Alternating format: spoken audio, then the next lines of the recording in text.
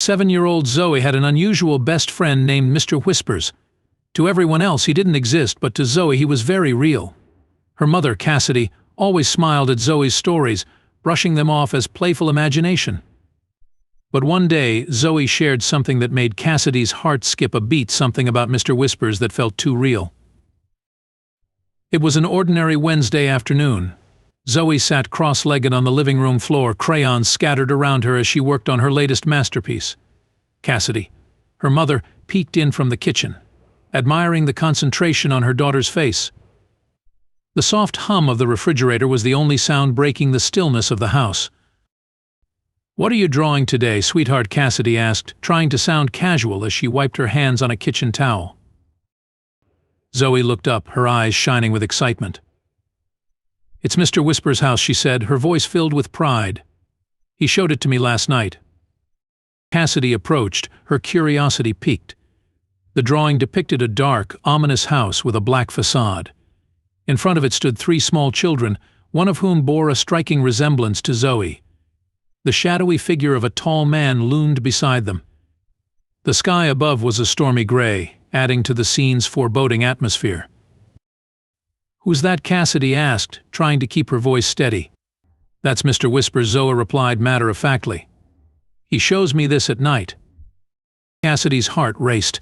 She forced a smile, though her mind was already spiraling into a whirl of anxiety. "That's beautiful," she said softly, struggling to maintain her composure. The unease didn't leave Cassidy as she watched Zoe color contentedly. The figure in the drawing was too detailed, too specific, for a child's imagination. It struck a chord of fear deep within Cassidy, something she couldn't easily dismiss. Cassidy busied herself in the kitchen, trying to distract herself from the disturbing image. Yet her mind kept returning to the drawing, to the dark figure that Zoe referred to as Mr. Whispers. The house, with its black facade, seemed almost like a symbol of something sinister lurking just out of sight. Cassidy glanced at the clock. It was almost time for Matthew to come home. When Cassidy's husband, Matthew Thompson, arrived home that evening, his face was etched with concern. "What's going on?" he asked, noting the tense atmosphere as he walked into the living room. Cassidy took a deep breath, trying to steady herself. Zoe continued to color, oblivious to the storm brewing around her. "It's about James Miller," Cassidy said, her voice tight. Matthew's face darkened immediately. "That case has been closed for years," he muttered, though Cassidy's expression made him pause. "What do you mean?" "Zoe knows things about it that even you don't," Cassidy said, her voice strained with urgency. Matthew's stomach churned. He had been the lead investigator on the Miller case 3 years ago. The case involved a devastating fire that had destroyed the home of James Miller and his family. When Matthew arrived at the scene, he found James's wife Rona and their 2 young sons trapped behind a red door in the basement, barely clinging to life. James Miller had vanished without a trace. Matthew stared at Cassidy, then at Zoe. "Zoe," he said, his voice tight with fear, "who is Mr. Whispers?" Zoe looked up, startled by her father's sudden intensity. Cassidy quickly intervened, pulling Zoe behind her. "Matthew, stop," she snapped, seeing the tears welling in their daughter's eyes. "I'm sorry," Zoe bugged, Matthew said, kneeling down to hug her. "Mr. Whispers never yells at me," Zoe said softly, her voice trembling. Matthew's heart ached at her words. Later, as he returned to the station, Cassidy handed him a note. Mr. Whispers showed Zoe the red door in the basement. Matthew's face turned pale. The red door was a detail known only to a few people involved in the Miller investigation. How could Zoe have known about it? The Miller family had lived in the house where Matthew and Cassidy now resided. After the fire, Rona had sold the property, unable to endure the haunting memories. Zoe had never been told about the red door or the tragic history of their home. Yet somehow she knew. Matthew's mind raced as he reviewed the case files. He recalled the haunting details of the fire and the unanswered questions surrounding James Miller's disappearance. What had happened to him? Why had he vanished? The more Matthew thought about it, the more unsettled he became. He needed to reopen the case, but the process was fraught with obstacles. At the station, Matthew dug through old files, desperate to find any clue that might explain Zoe's knowledge. His captain, initially dismissive, regarded Matthew's concerns with skepticism. There's no way she could have known about the red door unless someone told her, Matthew argued, his frustration evident. Reluctantly, the captain agreed to give Matthew 1 month to find new evidence. With that, Matthew set up cameras around the house, particularly in Zoe's room. He also contacted Zoe's school, requesting they keep a close eye on her. The days dragged on, filled with tension and unease.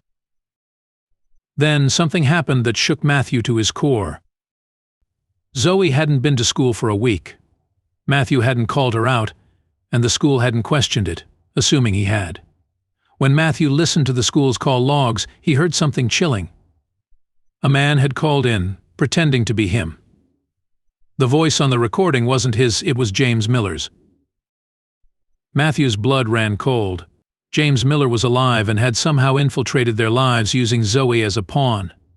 Desperate to protect his daughter, Matthew decided to follow her the next day. He trailed the school bus, his anxiety mounting as Zoe got off and ran around the back of the school. A gray car pulled up, and Zoe climbed inside without hesitation.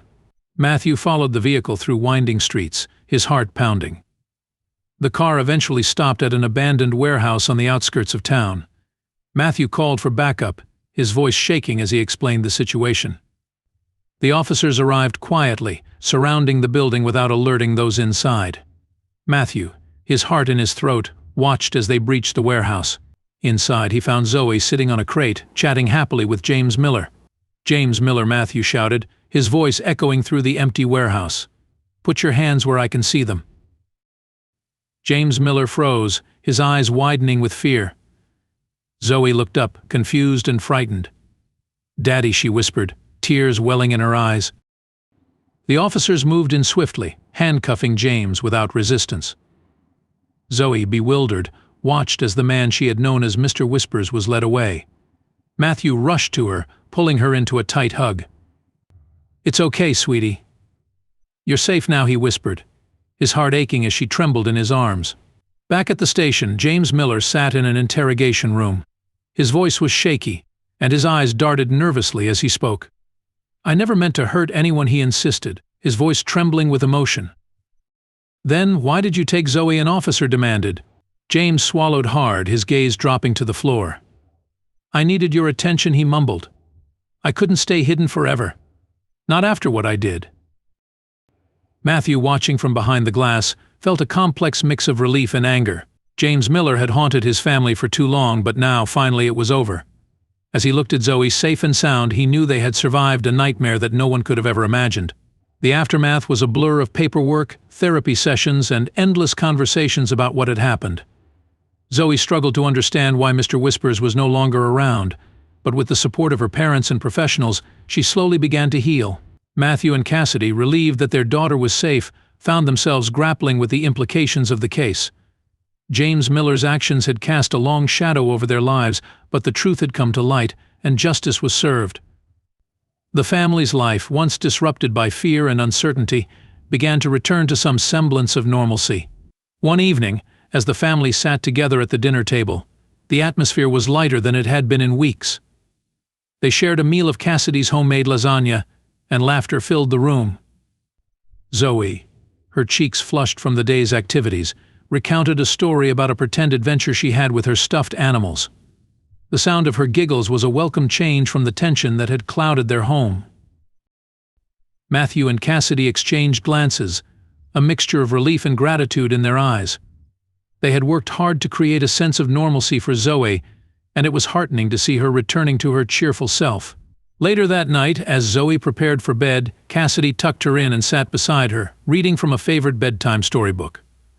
Zoe's eyes grew heavy as the familiar words lulled her into a state of calm. As Cassidy finished the story and kissed Zoe goodnight, she felt a sense of peace that had been elusive for so long. In the quiet of the house, Matthew sat in the living room, reviewing the latest updates on the Miller case. Though the investigation had been closed, he continued to follow up on leads and ensure that all aspects of the case were thoroughly examined. His dedication to his work, coupled with a renewed sense of hope for his family, gave him a renewed sense of purpose. As the weeks turned into months, the sense of normalcy returned to their lives. Matthew and Cassidy made a conscious effort to shield Zoe from the darker aspects of their ordeal. They focused on rebuilding their family's sense of security and comfort. Zoe's artwork began to feature brighter scenes, and the dark figure of Mr. Whispers gradually faded from her drawings. One evening, as they sat together in the living room, Cassidy glanced at the wall where Zoe's drawings were displayed. The ominous scenes had been replaced with cheerful depictions of flowers, animals, and smiling faces. It was a hopeful sign that their daughter was moving past the trauma. "Look at that," Cassidy said softly, pointing to a drawing of a sunlit garden.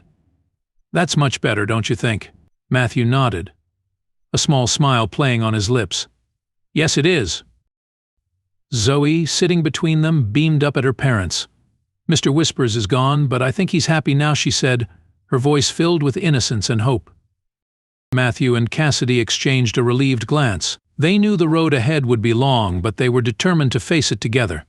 For now, they cherished the peace that had returned to their lives and the joy of seeing their daughter smile again. In the weeks that followed, Cassidy began volunteering at a local support group for families affected by trauma.